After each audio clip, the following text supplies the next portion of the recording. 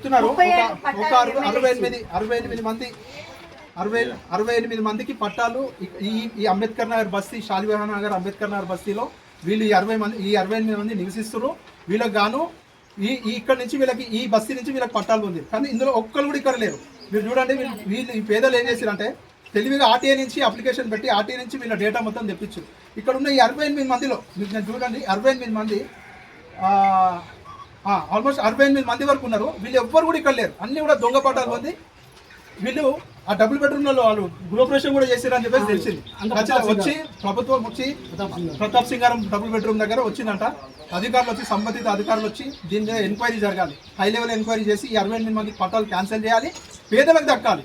వాళ్ళకి పేద ఈ 68 మంది ఎవరు ఉన్నారో పేదలు దక్కాలి. వీళ్ళు పేదలు కాదు, వీళ్ళు దొంగలు. వీళ్ళందరూ కూడా ఎవరికైతే వచ్చినా వీళ్ళంతా దొంగలు. ఈ దొంగలను మొత్తం వాళ్ళకి పట్టాలని రద్దు చేసి ఇక్కడ ఉన్న వాళ్ళకి న్యాయం చేయాలి, పేదలకు న్యాయం చేయాలి. గతంలో 37 ఇండ్లు కూడా అవి కూడా అవే.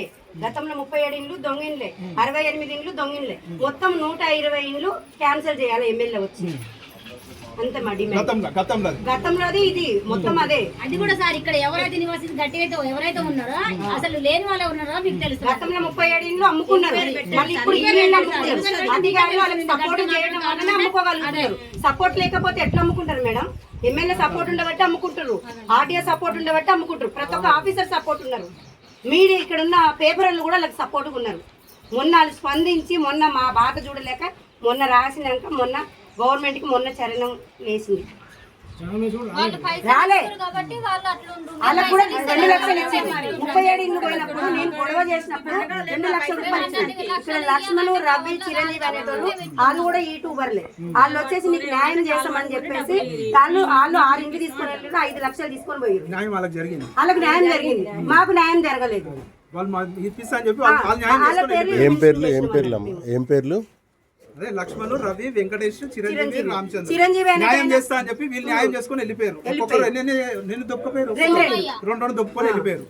5 లక్షలు 2 చిరంజీవి అనేట ఆయన భార్య గవర్నమెంట్ ఆఫీసర్, హౌసింగ్ బోర్డ్ లో చేస్తారు.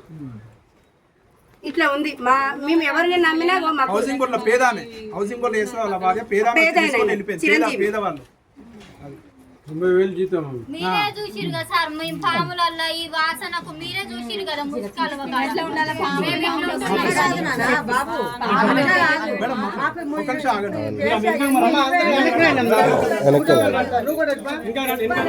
మేము ఇట్లా ఇల్లు అమ్ముకుంటారని చెప్పేసి